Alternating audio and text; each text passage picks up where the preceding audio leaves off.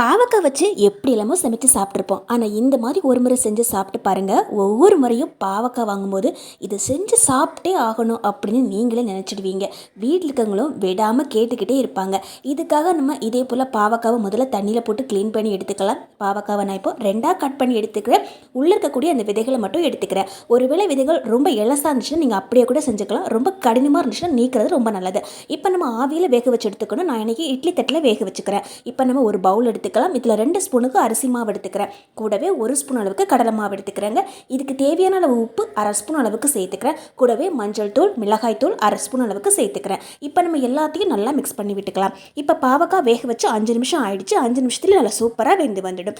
இப்போது நல்லா வெந்திருக்கக்கூடிய இந்த பாவக்காய் எல்லாத்தையும் ஒரு முறை இதில் நல்லா இந்த மாதிரி பெரட்டி எடுத்துக்கலாம். நல்லா பெரட்டும் போது கொஞ்சம் தண்ணி விட்டு பெரட்டி எடுத்துக்கோங்க. அதுக்கப்புறமா நல்லா சூடான எண்ணெயில் போட்டு பொரிச்சு எடுத்தோன்னா சூப்பரான பாவக்காய் 65 ரெடி பண்ணிடலாம். வீடியோ பிடிச்சா லைக் பண்ணி ஷேர் பண்ணுங்கள்.